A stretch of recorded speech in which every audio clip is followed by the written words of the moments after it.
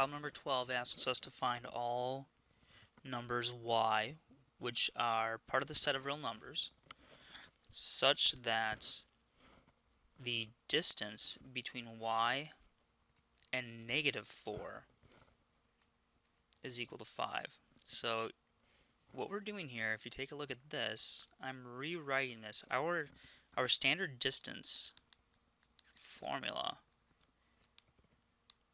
was given by the difference between two numbers, the absolute value of that guy.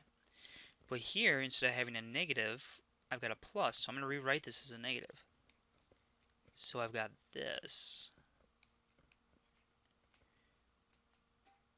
And so again, what this here says is find the distance, or find the y value, I should say. So find the y value or values whose, let's spell whose right,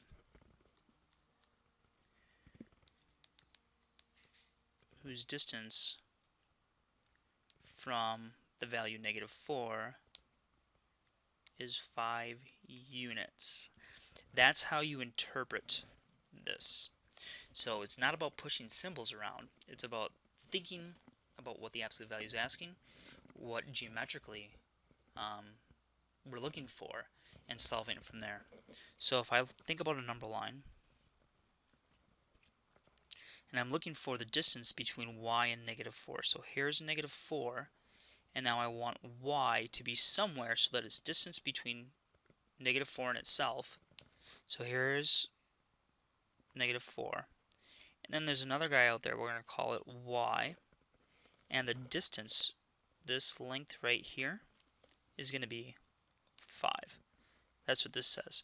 Now notice that y can fall on this side, or it can fall on this side.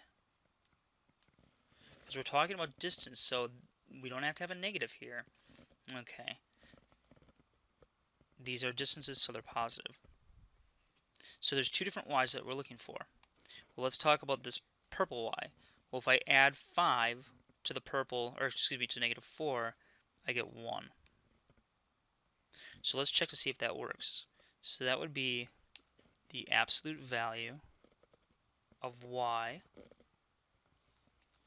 plus 4 is got to equal 5. Now if y is 1, let's just make sure that that guy works in there. So that would be 1 plus 4 is equal to 5. And so this clearly, 1 plus 4 is 5. So the absolute value of 5, that's 5. And that checks. So this is one solution, because 1 is a real number and it satisfies that absolute value. Now let's look at this guy over here. Well, this guy is 5 to the left, and that brings me over here to -9. So let's try that one out. So that would be the green y, whoops, plus 4. I want to keep this consistent with my colors. Okay, so we'll plug in what we got for the y value, which was -9.